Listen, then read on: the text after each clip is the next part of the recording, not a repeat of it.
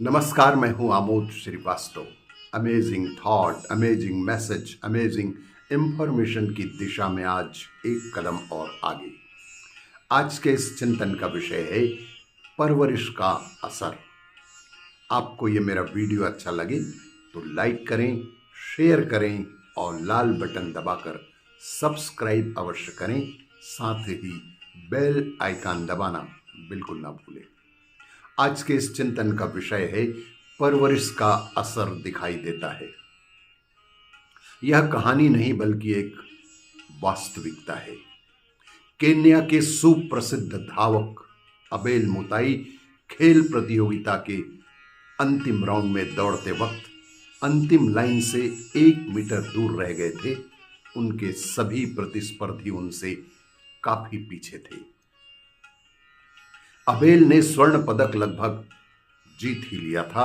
इतने में कुछ गलत फहमी के कारण वे अंतिम रेखा समझकर 1 मीटर पहले ही रुक गए। उनके पीछे आने वाले स्पेन के यूहान फर्नांडिस ने देखा कि अंतिम रेखा समझ नहीं आने की वजह से वह पहले ही रुक गए हैं। उन्होंने चिल्लाकर अबेल को आगे जाने के लिए भी कहा, लेकिन स्पेनिश नहीं समझने की वजह से वह नहीं हिले। आखिर में यूहान ने उसे धकेल कर अंतिम रेखा तक पहुंचा ही दिया। इस कारण अबेल को प्रथम तथा यूहान का दूसरा स्थान ही रह पाया। इस घटना के बाद पत्रकारों ने यूहान से सीधा पूछा कि तुमने ऐसा क्यों किया?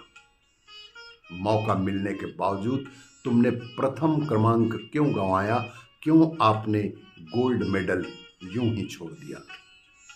यूहान ने कहा कि मेरा सपना है हम एक दिन ऐसी मानव जाति बनाएंगे जो एक दूसरे को मदद करेगी, ना कि उसकी भूल या उसकी गलती से फायदा उठाएगी।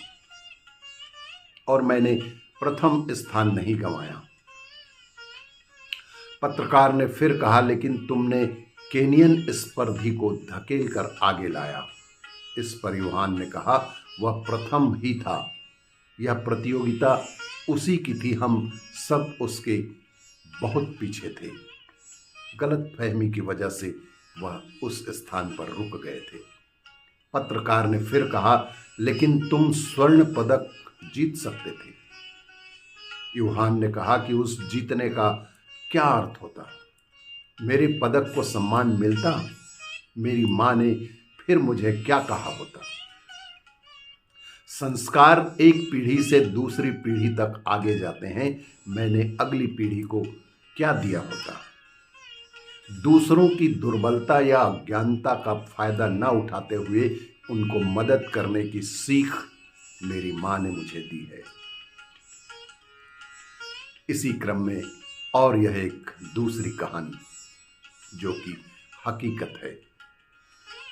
टोक्यो ओलंपिक में पुरुषों की हाई जंप फाइनल में इटली के जियान मार्को ताम्बरी का सामना कतर के मुताज ईसा बर्शिम से हुआ।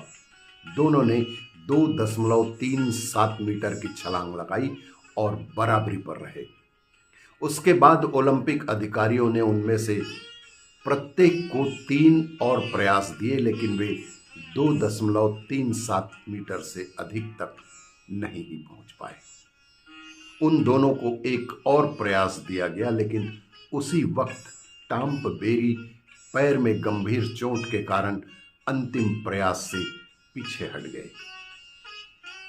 यह वह क्षण था जब मुताज बर्शिम के सामने कोई दूसरा विरोधी नहीं था और उस पल वह आसानी से अकेले सोने के करीब पहुंच सकते थे। लेकिन बर्शिम के दिमाग में कुछ और ही घूम रहा था और फिर कुछ सोचकर उसने एक अधिकारी से पूछा कि अगर मैं भी अंतिम प्रयास से पीछे हट जाऊं तो क्या हम दोनों के बीच गोल्ड मेडल को साझा किया जा सकता है?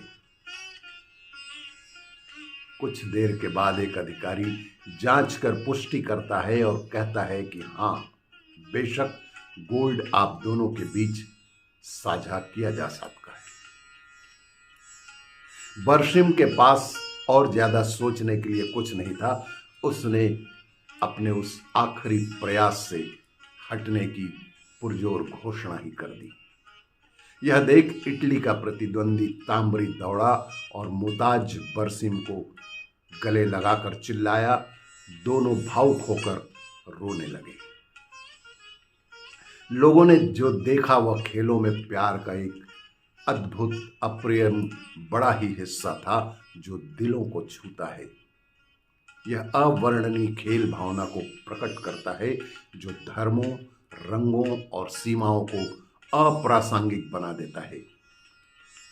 इसी दुनिया में लोग सुख दुख साझा करने से डरते हैं और कुछ महान लोग गोल्ड मेडल को भी साझा कर रहे हैं। इंसान का किरदार किसी भी मेडल से बढ़कर होता है। आपको ये मेरा वीडियो अच्छा लगे तो लाइक करें, शेयर करें और सब्सक्राइब अवश्य करें। धन्यवाद।